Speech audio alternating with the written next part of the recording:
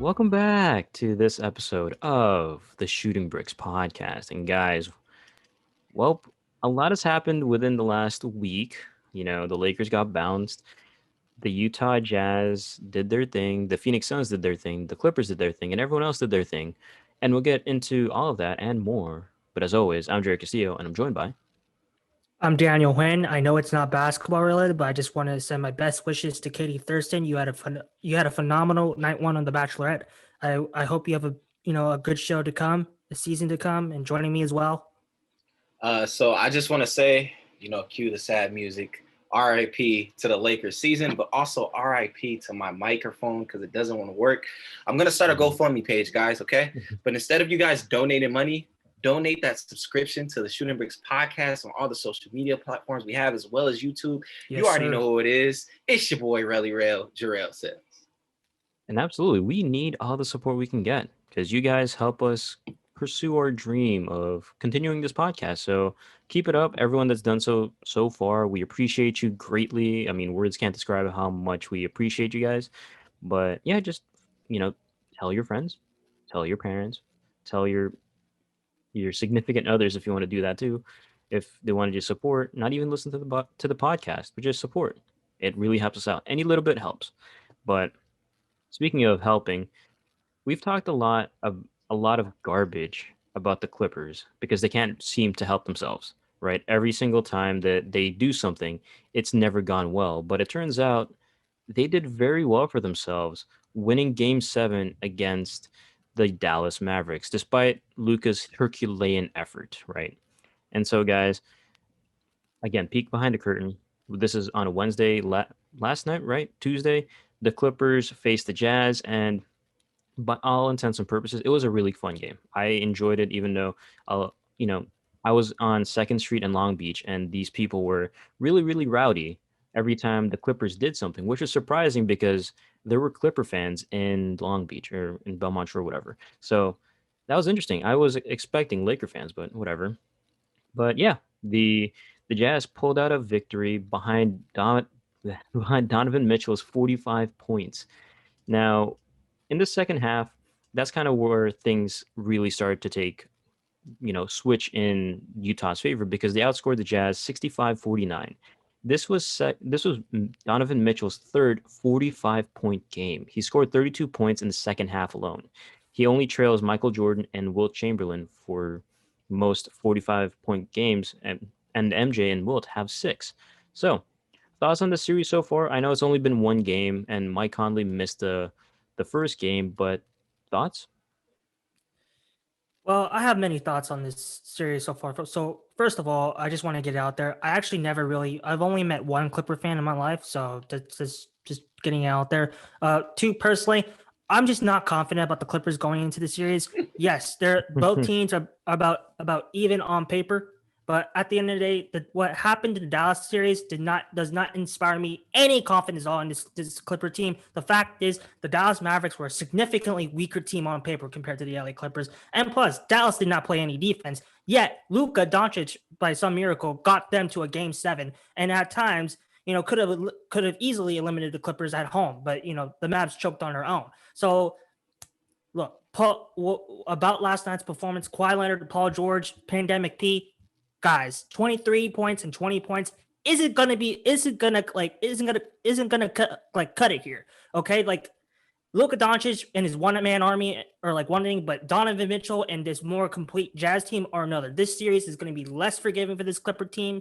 Not Luka, Kawhi and Paul George have to be on their best behavior. They got to pull out 40-point games, 30-point games, not 20-point games, not 23-point games.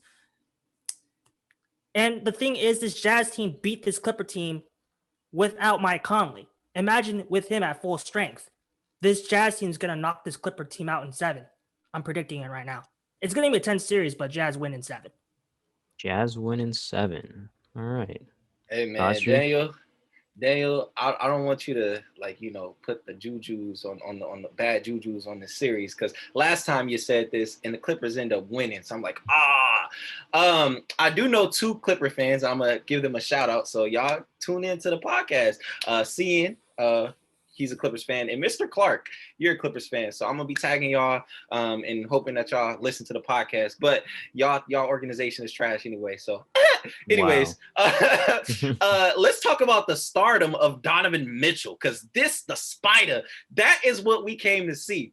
We look back at the bubble last year with Donovan Mitchell and Jamal Murray going back and forth, head to head. And we were like, both of these two stars, young players, are going to make a big jump the next season. And only one of those players did that.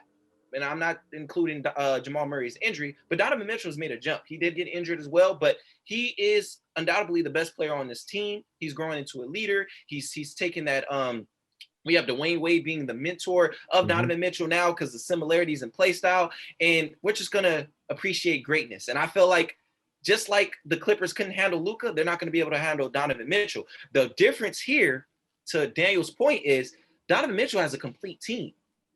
He has a staple at the 5 in Rudy Gobert. He has a 6-man in Jordan Clarkson. He has a scorer in Bogdanovic. He has a complete squad. He has Joe Ingles. He has players that can step up. And the Clippers couldn't beat the Mavericks with their second best player being Dorian Finney-Smith or Tim Hardaway Jr. because the new playoff P is Kristaps Porzingis didn't show up. So I don't know. Game 7 is a lot. It's honestly not Paul George and Kawhi Leonard. It's a supporting cast, because when the Clippers won, we had Marcus Morris scoring 20 points. You know what I'm saying? We had other players. Luke Kennard. Luke Kennard this past game, because he didn't play last series, did he? Yeah, he played. He played late in the Dallas series. So they're going to need their supporting class to step up. We obviously know Paul George's track record. He's not going to be whatever we think he's going to be. He's going to have those ups and down games. Kawhi Leonard is always going to be consistent in what he does. I mean, last series, he didn't miss a shot in the fourth quarter, So I think it's that supporting cast. And unfortunately, their supporting cast does not match up with the Jazz supporting cast. So I'm going to say Jazz in 6.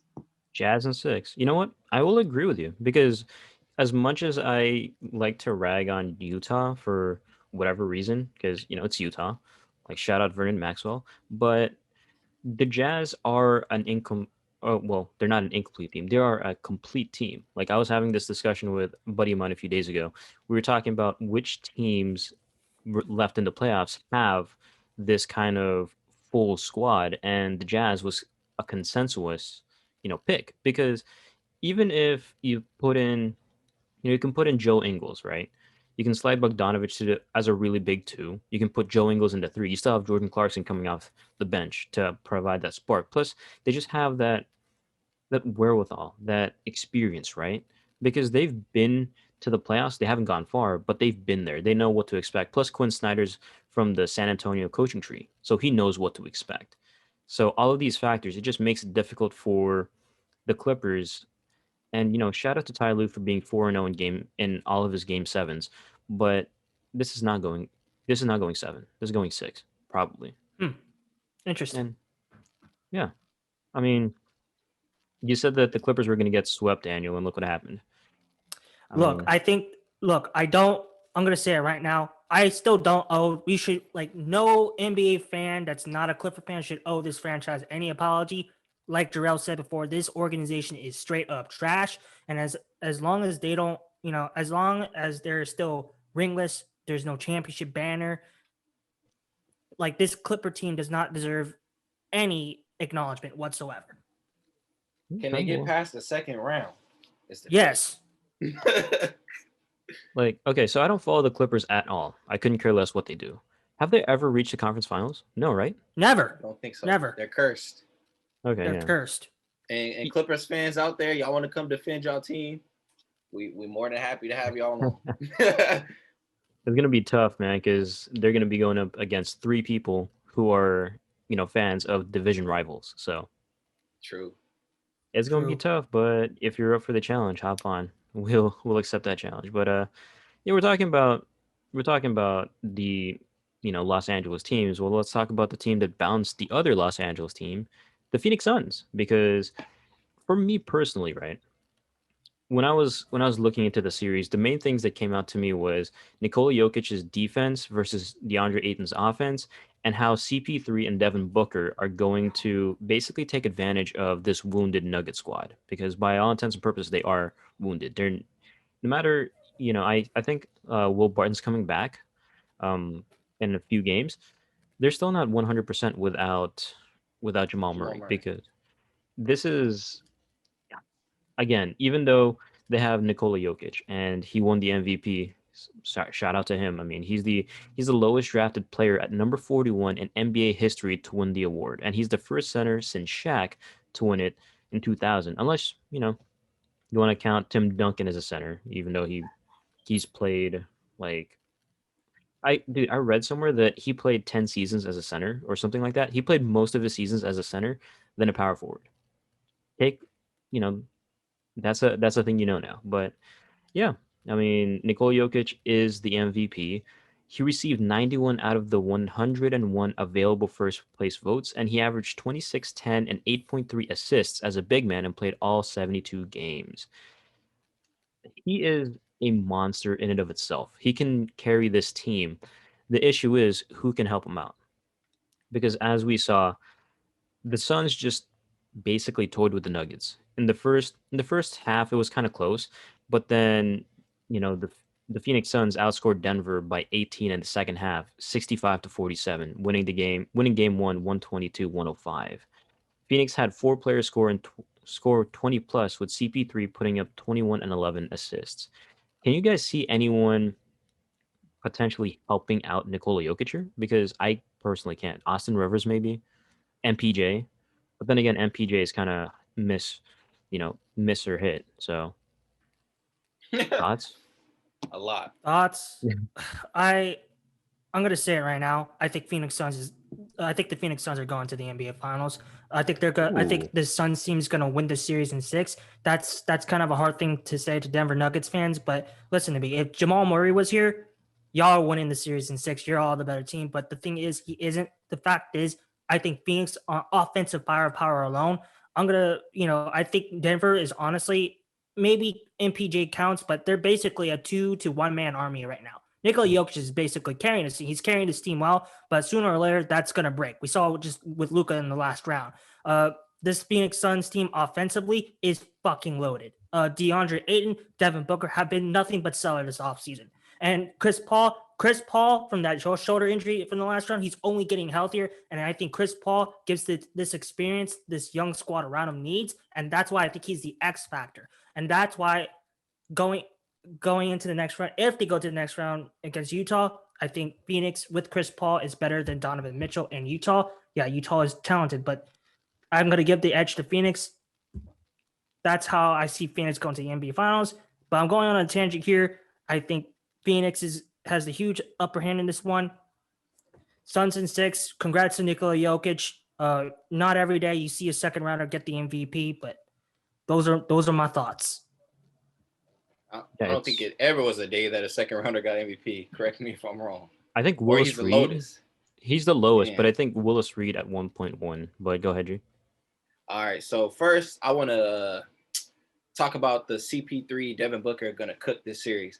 And I agree they're going to cook, but we also have to factor in that the Nuggets just played against Damian Lillard, who's arguably a top 3-point guard in this league, and CJ McCollum, both average over 20 points a game. And you've seen what happened there. So that's not what's drawing me towards the Suns winning this series. I do agree with that. And that's not what's drawing me towards them going to the finals, the whole CP3 and Devin Booker. Devin Booker is having an outstanding stretches where he's going off and this is what you're supposed to do. You're supposed to elevate your game when it comes to playoff time. But that's not the sole reason why the Suns look dangerous. Of course, we have concerns. Their bench. But why they look dangerous is because they have a mentality as if they can win. They have toughness. They have players that are doing extraordinary stuff that aren't the stars. Cameron Payne, Jay Crowder, Cameron Johnson, Torrey Craig. He's playing against a former team, so he's just motivated. But they have players that are, who are these guys? That's what's making them look dangerous. Not CP3. If he's having a good game, yes. Devin Booker's look dangerous in stretches, but it's those other players that you aren't expecting to do much that's coming alive. Now, I don't think that the Suns are going to just blow. If they're on top of it like they were with the Lakers, yeah, they're going to blow by the Nuggets. But you got the MVP over there. You have the Joker over there. And although he's a one-man army, he's the best motherfucking player in the game right now. He's the most valuable player in the game right now. And we seen this against the Trailblazers. You had Damian Lillard going off for 50 points, hitting threes left and right, and they still lost. With what? Against who? Against the Joker? And who else? Exactly. That's what we're taking. Damian Lillard had amazing games that past series, but who came out on top? The Joker in his squad. So with that being said, I think this is going to be an intense series. I feel like it could go to Game 7. I feel like I'm going to give the nudge to the Suns because of that grit. The Nuggets have a whole bunch of light skins on their team, and just like Jordan Clarkson said with Kobe, you can't attack the basket like a light skin. The Suns got a whole bunch of roughnecks, and I don't mean that in the sense of complexion. I mean that in the dog that they got inside themselves. Everybody from the point guard position from the number one all the way down to the bench, Javon Carter, they all have that mentality like this is our chance to win. The Lakers are bounced out. We beat the best, arguably was supposed to be the best team healthy in the league in the first round. Ain't nobody stopping us now. And I think that mentality is what's going to get the Suns to the conference finals. Finals, I don't know. I can't say that because the Jazz do have a better squad. If we go bench to bench, the Jazz is beating them because the Jazz starting lineup against the Suns starting lineup is equally matched in my opinion. Mike Conley is very underrated. Donovan Mitchell, arguably maybe better than Devin Booker. Arguably, I don't know. He's been in the playoffs a little bit more than him. You know what I'm saying? He's had some big moments. We talk about the 45-point games. I don't know. So just thinking about that starting lineup, I think it's equally matched. So it's going to come to the benches, and the Jazz have a better bench. But let's enjoy this second round, though, because I say Suns, Nuggets, Game 7, thriller, with the Suns coming out on top. Nice. I have the Nuggets in 7, just so there's a little bit of a difference there. And Jokic, he is a world beater. He can carry this team by himself. I don't think we've never seen a center play like this ever, right? He can dominate in the post. He can stretch you out, and you just need the others, right? The others can provide that help. Aaron Gordon. We tend to forget about him because he's been doing a stellar job defending players. Except for that one time Damian Lillard dropped 50 on him, but that's fine. That's beyond the point. They won the series. But I think that Nikola Jokic, however you want to pronounce his name, the Joker, and Mike Malone, they have a pretty solid game plan, and I think that Game 1 is just an aberration. They will take the series in 7. This is going to be a close series, and then if they make it to, and once they beat the Suns, they're going to lose to the Jazz. And if the Suns go to the conference finals instead of the Nuggets, going back to your point, G, I feel like they kind of even themselves out because it's like Ayton gets canceled out by Gobert, right? Conley gets canceled out by CB3. Donovan Mitchell gets canceled out by Booker. And then the 3-4s is just like whatever, right? Who you can slot anyone in there, and they cancel each other out as well. Yeah. You got Ingles and Bridges. You got Crowder and Royce O'Neal. They pretty much do the same thing. Right. Except for Bogdanovich, who covers him. And Jordan Clarkson. That's what I'm saying. That bench. Yeah. And if you want some extra toughness, slide in Joe Ingles in there. You got a pretty formidable defensive lineup. So, with the exception of Donovan Mitchell, but he tries. I mean, that's just a thing. But speaking of things, really quickly before we head to the East, what do you guys think about all this hate going towards Nikola Jokic winning the MVP? Because I've been seeing a lot of comments on Twitter by casuals saying that, oh, he's the worst MVP to win it, and all this other garbage nonsense. Like, just what? Yeah, they were expecting ridiculous. They were expecting Embiid to win or like another player to win except for Jokic, and it's like, dude, you casuals, like, have you not seen how this dude plays? Have you not seen how well the Nuggets play? The fact that he's okay, just for the sake of it, right? I mentioned this earlier. The fact that he played all 72 games, that in and of itself is an accomplishment because he was one of 11 players to do that. He dealt with injuries. Yeah, and he almost averaged a triple-double doing it as a center. I don't think that's and it's not empty stats. He kept the Nuggets afloat at 3rd seed, you know what I'm saying, in the Western Conference without a sidekick. Yeah. Well, he did for a little bit, but he was flaky as all hell, right? Because we've talked Yeah. about Jamal Murray so many times on this podcast about how he was supposed to take that next step, but it appears that his next step isn't a huge one. It's just kind of like a slight step up, which isn't bad. He's averaging what, like 23, 5 and 5. If that's the player he is, that's not bad at all. But to consider Jokic not being deserving of it after everything he's done, that's just that's just asinine. It's dumb. It's not a thing you would say to I, anyone who watches the game. I argue that this is probably one of the better MVP runs in recent memory Hmm. because of the lockout shortened season, the injuries that occurred with him. Jamal Murray suffering a season-ending injury, that's huge. That's supposedly your sidekick.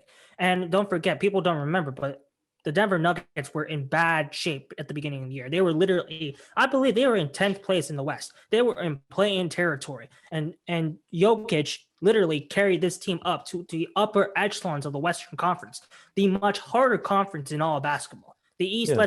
let's be real. The East is complete utter garbage except for the top tier teams. The West is like it's hell. So the fact that he did that in a difficult conference, to me, in my opinion, that is definitely one of the more difficult, better MVP runs in recent memory. Yeah, and to go on your point, D, really quickly, like the fact that in the West this year, 12 teams could have made the playoffs. Like legitimately could have made the playoffs. And at one point, we even, for me personally, I know that I called the Nuggets my most disappointing team of the West so far, like 2 weeks in, because they were in 10th place. They were wallowing around because Jokic wasn't in proper shape. But look at him now, third seed, putting up buckets, and it just seems like no one can stop him. Whoever's going up in front of him. But go ahead, G. Nah, you hit the nail on the coffin. Keyword casuals. I mean, they always gonna have something weird to say and not appreciate the game of basketball. Undoubtedly, the Joker is the MVP. Consistency, availability. It's not empty stats. It's been leading to success. You can see it if you just watch the previous playoff series. How effective this guy is. He's on another level. You know what I'm saying? He took down Dame time. You know what I'm saying? Mm-hmm. So. And he's a center. That's the other thing. He's a center. When's the last time? 2000. Shaquille O'Neal was the last time. 21 years ago. Last time Unless we you had a count Tim center. Duncan. Unless you count Tim Duncan, that has won an MVP. So this is, we got to appreciate greatness. And I think a part of it as well is the whole international feel, which we shouldn't be thinking about. It's the game is globalized. It's Yes. everybody's involved in here. So I don't get it, because Joel Embiid is an international player as well. So why y'all tripping, bro? Chill out. Joker is the MVP, and he's the one that's getting the last laugh because he has the hardware. Yes, sir. I like what you did there. Nice play on words. The Joker gets the last laugh. Yes, sir. All right.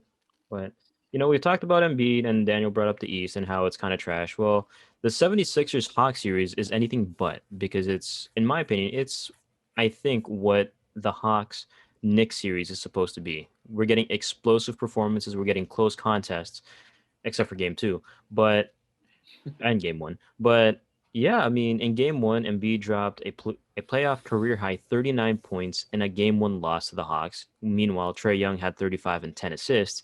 In game two, Philly tied it up with a 118-102 win, and Embiid he dropped 40 points and 13 rebounds. And I think I I'm probably gonna get the stat wrong, but Embiid's 79 points is like the most, and I think since LeBron James back in like 2015 in the finals, for the most points in the first two games of a playoff series. So Embiid's in rare company, but thoughts on this series?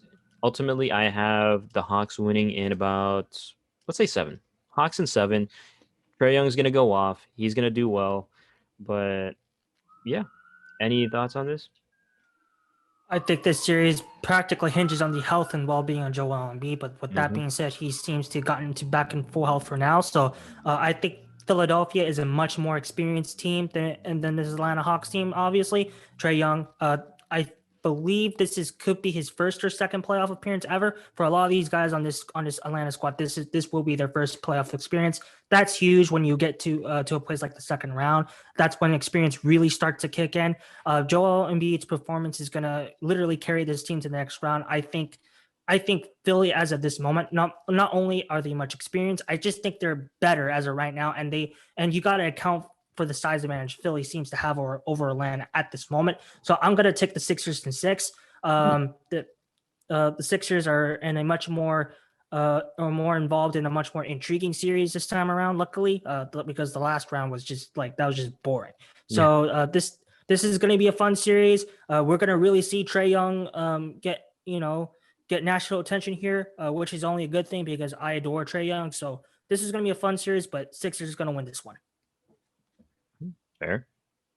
Yeah, just sounding really repetitive here, but it all depends on Joel Embiid's health. The Sixers go as far as Joel Embiid is available. So with a healthy Joel Embiid, there's no doubt that the 76ers are going to steamroll this Hawks team, unfortunately. Yeah, because, I think so. I think so. No one can handle Joel Embiid. I know Clint Capella is putting up a fight, but I think it'll be a good series. I already mentioned on previous episodes that Trae Young is the villain. He's the bad guy, and I think he needs to embrace that everywhere he goes because he brings a different level, not only to himself, but his team and against the fans. So I'm not going to say the series is going to 7 games. If Joel Embiid is healthy, he's probably upset. Process giving the DX chop to everybody. I think he's going to give the DX chop to the Hawks in about 5 games. In about 5 games, wow. I mean, Yeah. Go ahead, sorry. Nah, I mean, I'm gonna be different. I'm not going to sit here and agree with Daniel with the 6 games. So I'm going to say 5. 5 76ers. I feel like 6 games like the safe bet, right? Like if it goes 6, you're good. If it goes 7, you're fantastic. If it goes under 6, you're just like, all right, yeah, well, I said 6. It could, So 6 is the safe bet. I'm saying 7 Hawks, but it's going to be a lot tougher for the Hawks because DeAndre Hunter's out. He's out for the entire series. So we'll see what happens. And when you got Seth Curry out there balling, you know what I'm saying? You know what?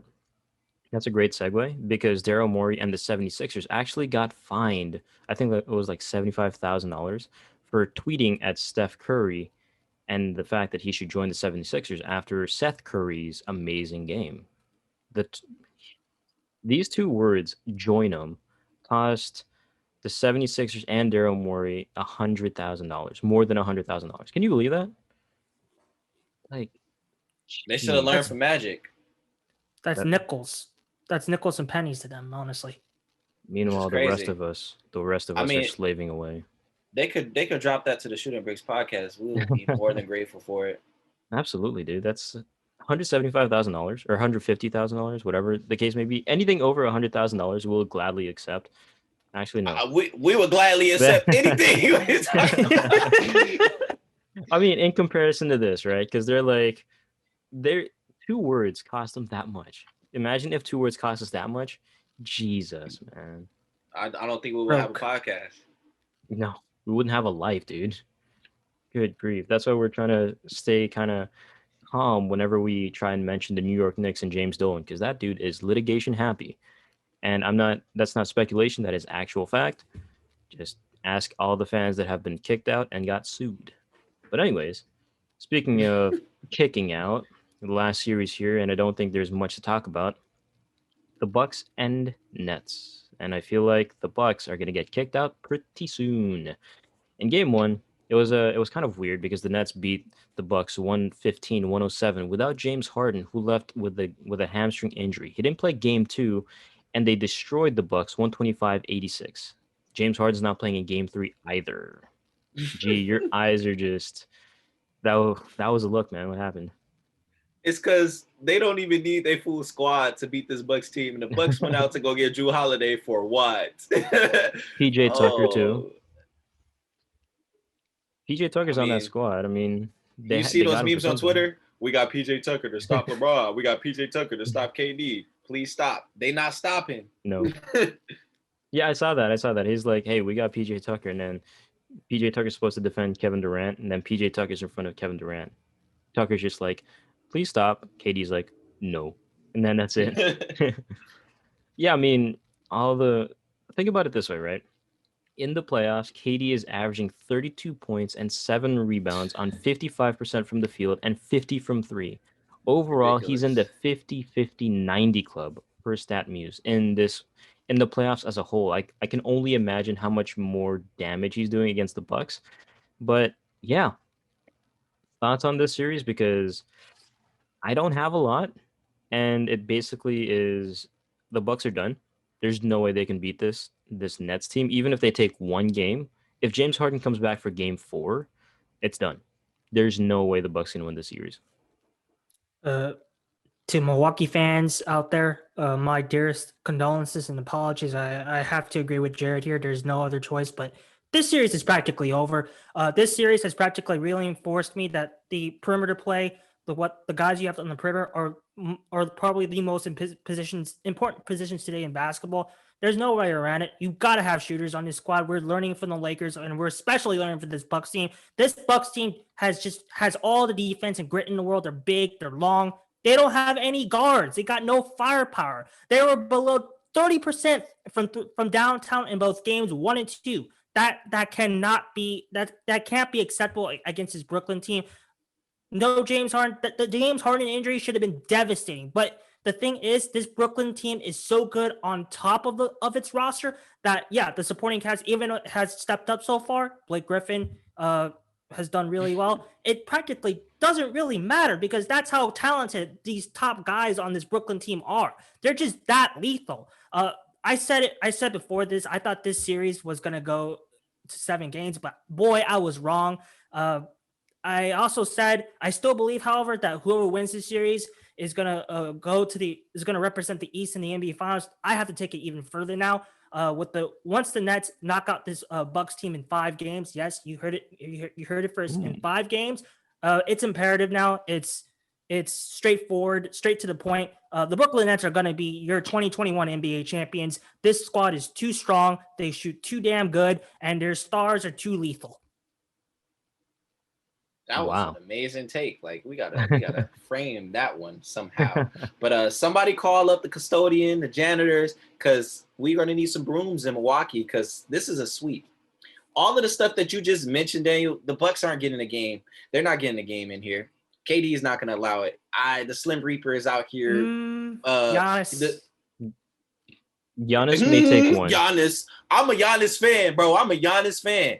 But all the stuff that you just mentioned, as far as not having shooters, Giannis obviously cannot guard KD. They don't have to do much with Giannis because all you got to do is pack in the paint.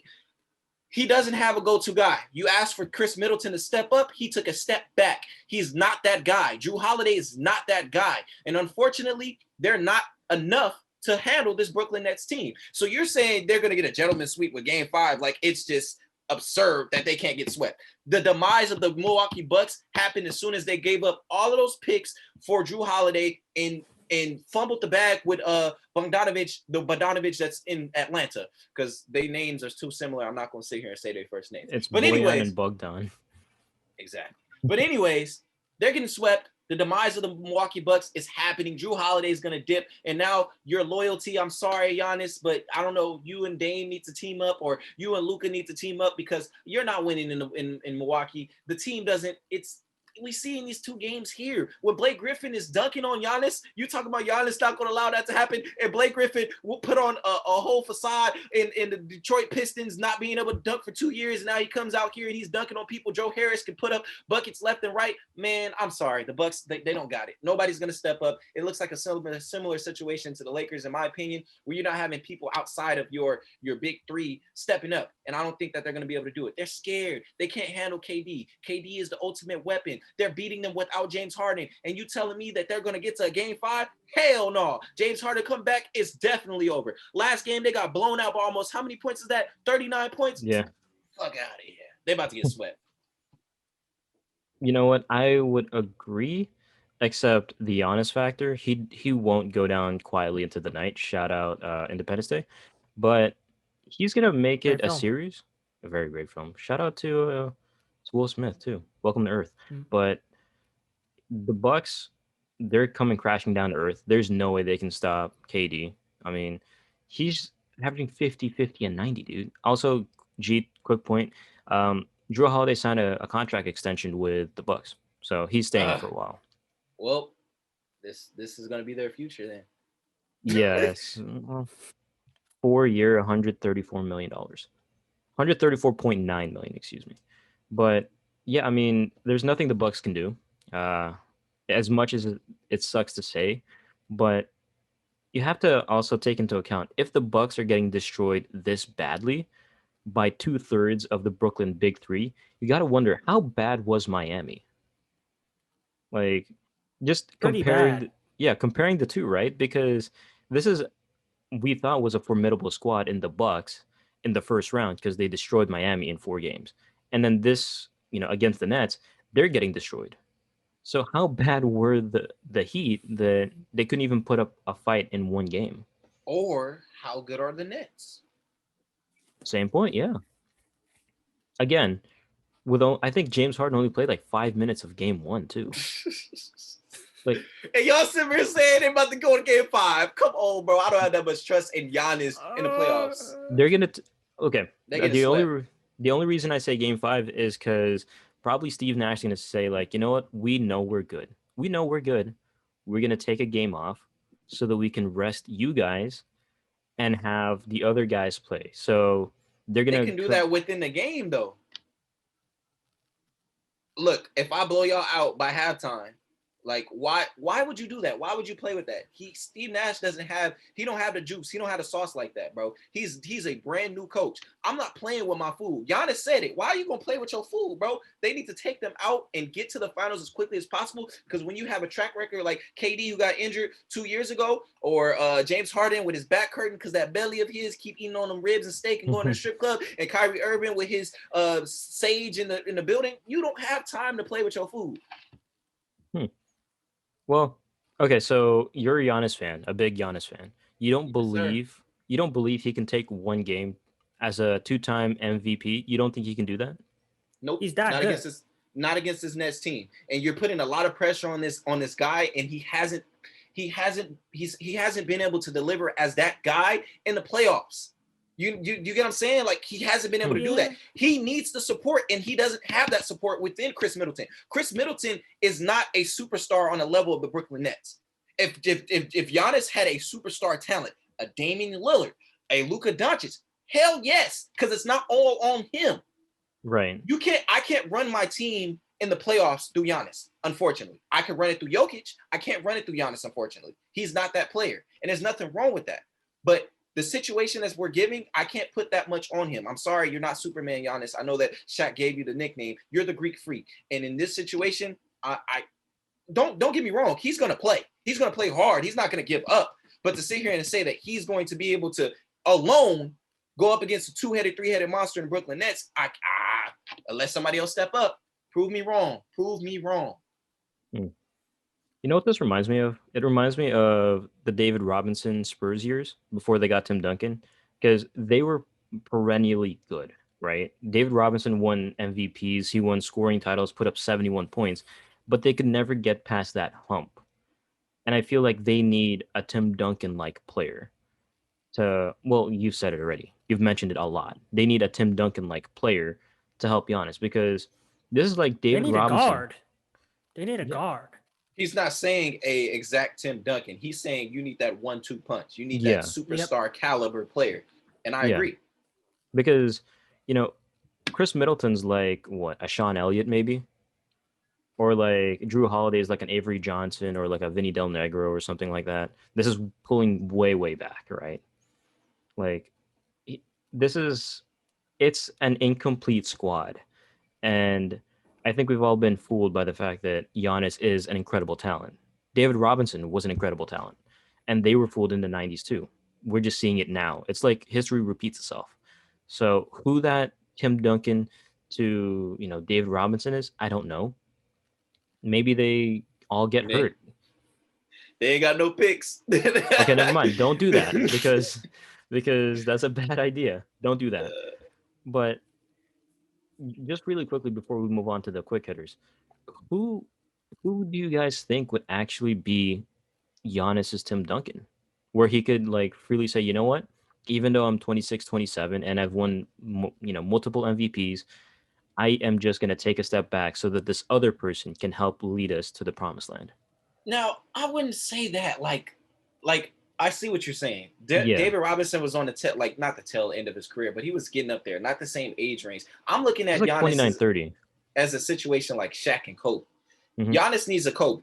Giannis is a big, and the Tim Duncan in the era of the Twin Towers, when you can have a center and a power forward the same height, that's kind of out. Like they played similar. Tim Duncan and David Robinson played similar. In this day and age, Giannis needs that guard, like Daniel said. He needs a scoring guard. He needs a Damian Lillard, a CJ McCollum. I wouldn't even say CJ McCollum in this right now, but Damian Lillard, Luka Doncic. So a Bradley Beal. But how do you get them on that squad? Because Drew Holiday ain't it. Yeah. And again, like you said, there's no picks. I agree with what Gerrel was saying. Basically, I think two guys stand out for sure who could be available on the trade market pretty soon. I think Milwaukee is going to have to come to a Jesus moment, and that they're going to have to realize, look, we're going to have to give up a ton of fucking assets to get our star guard. It's like we have no choice but to throw everything at the team that's willing to give up Bradley Beal or Damian Lillard. Those are the two players that come to my mind. So whatever happens, like prepare to trade Chris Middleton, Drew Holiday. You're going to have to give up some depth to get the star, but I think it's worth it because the NBA, after all, is a star-driven league, and you need stars. Brooklyn is proving it. Look, Brooklyn is honestly, they're not a very deep squad. If you think about it, all their talent is coming from the top up. So it's this what this series is telling me, like stars are what wins games this league, and especially in the playoffs. So Milwaukee has to, you're going to have to give up a lot.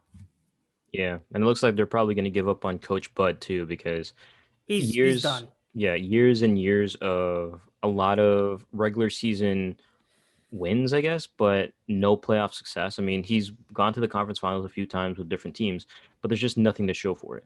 So he's done.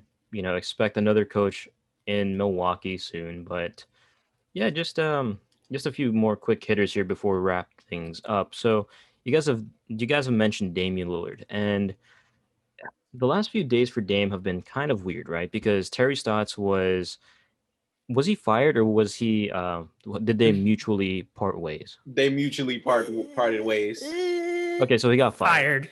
Yeah, he basically got. But the wording is always mutually parted ways. That's what I was getting at. Cool. Anyways, so they mutually parted ways, just like the Red Sea. And, they're going one direction, Terry Stotts is going in another. But I've been seeing a lot of conflicting reports from different various news sources.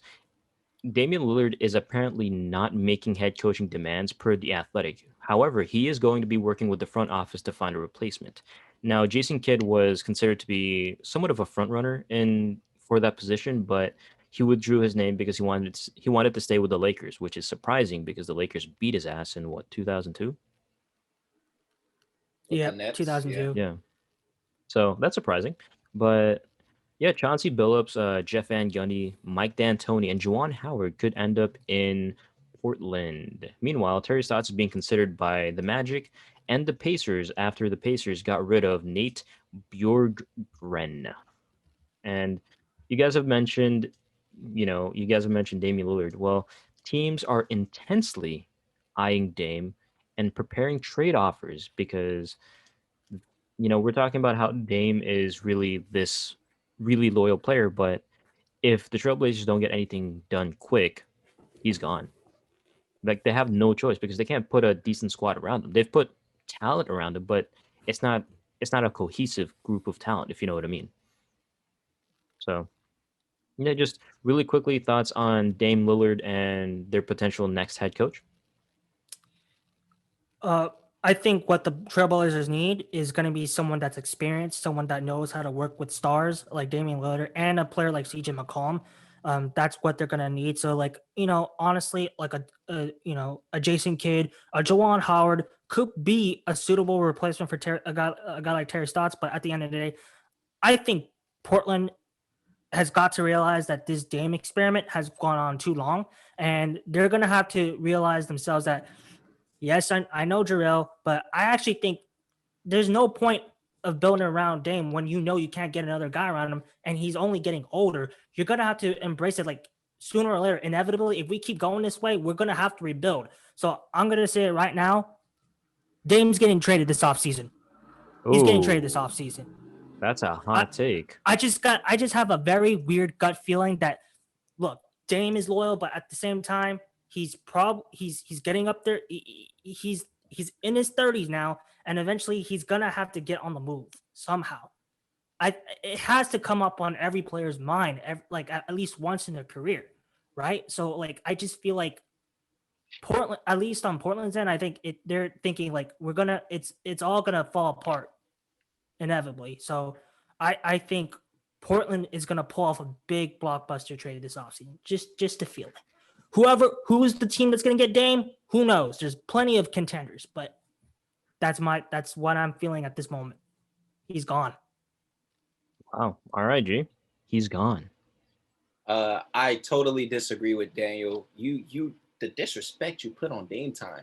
You're talking about the Dame experiment.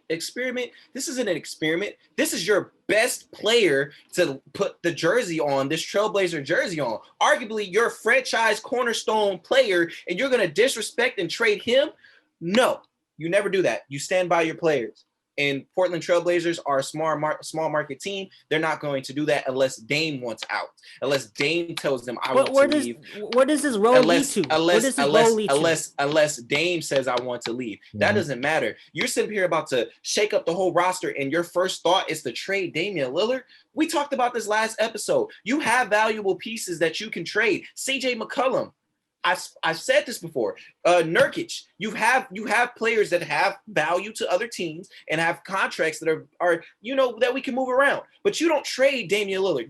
I don't care that he doesn't have a championship on this squad. Damian Lillard to the Portland Trailblazers is what Stephen Curry is to the Warriors. Would you trade Steph Curry?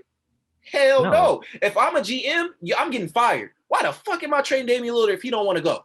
James Harden wanted to leave. Kyrie Irving wanted to leave. Kevin Durant wanted to leave. LeBron James wanted to leave. Damian Lillard doesn't want to leave. He wants a new coaching staff. He wants other players that are going to win with him. Damian Lillard is loyal to the soil. If he doesn't want to go, the Trailblazers aren't going to get rid of him. And as you as a GM, you get rid of Damian Lillard without him wanting to leave, you're out of there. Yeah. Said my piece on that. Go ahead, Jarrod. No, it's like, why would you trade? Would you consider him a generational talent? Yes. Yeah, why would you trade that? Like, yes. no matter what you get, it's never, not even a modicum of it is going to match up to Lillard. No matter what. If he, like G said, if he's not asking to get traded, why would you trade him?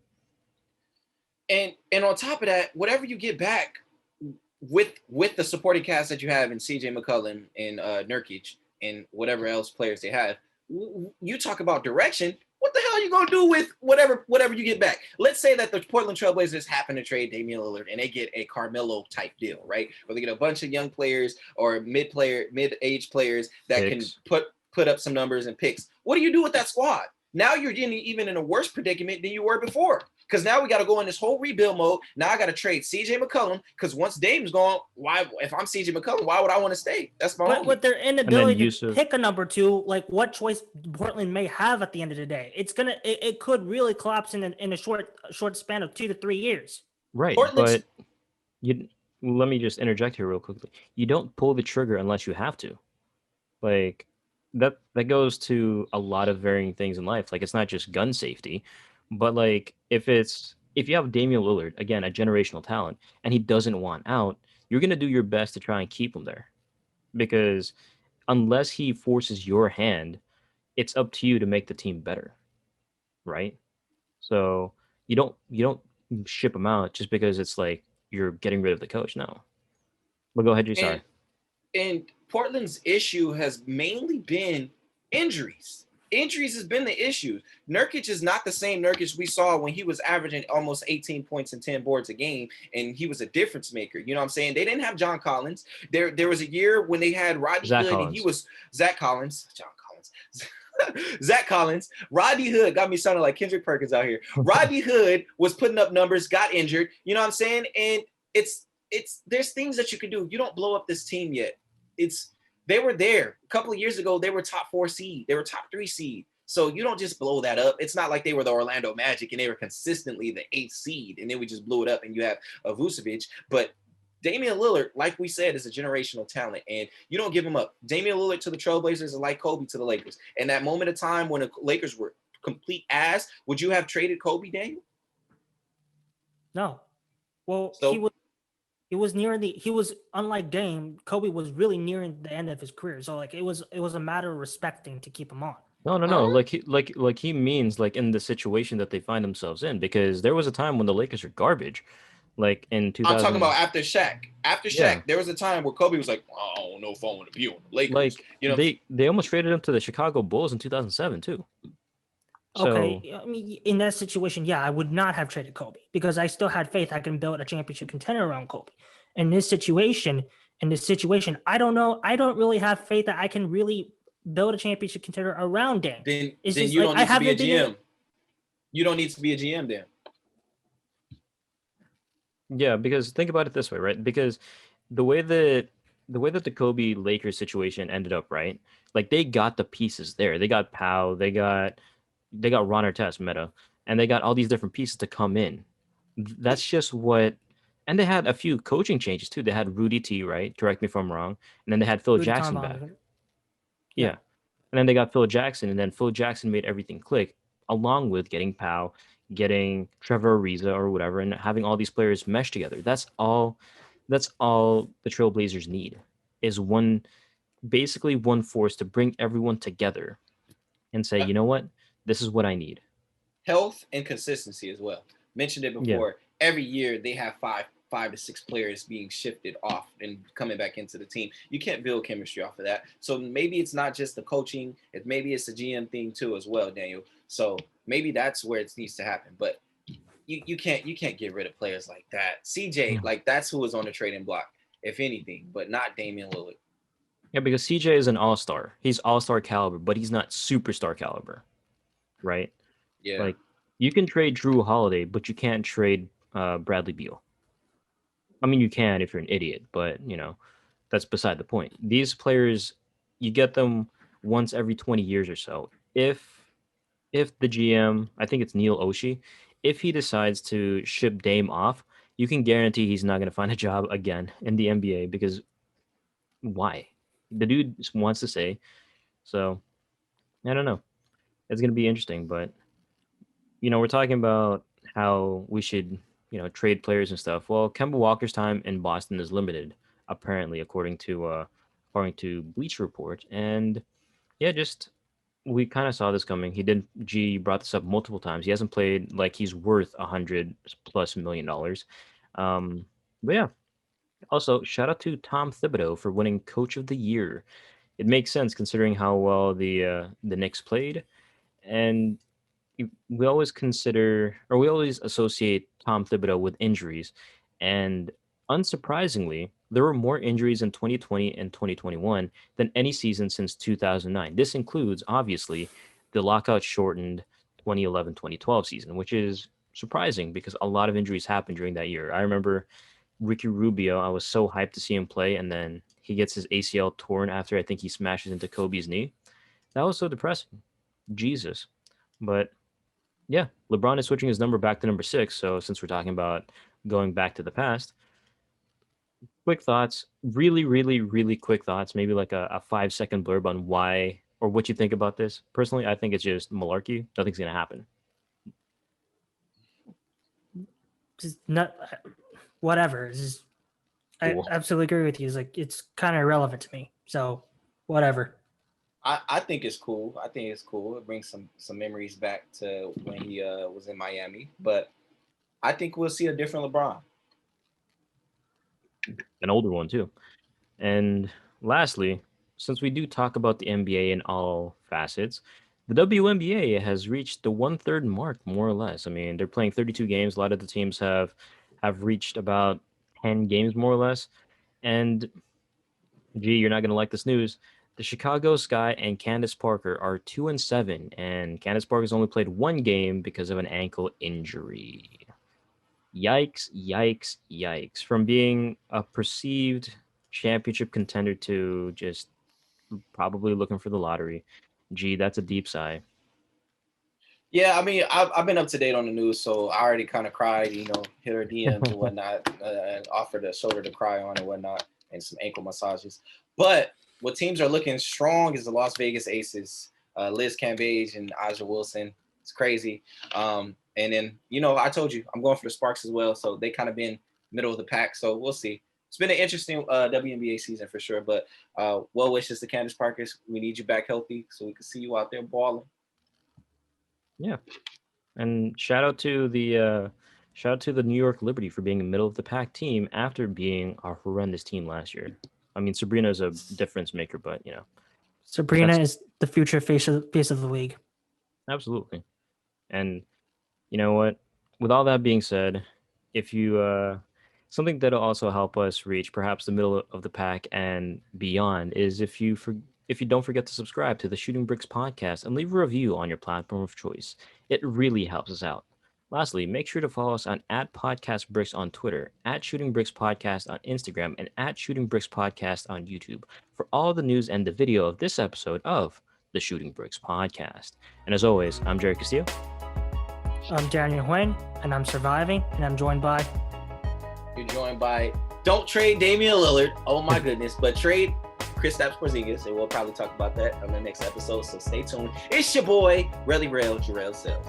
And we will see all of you guys next week.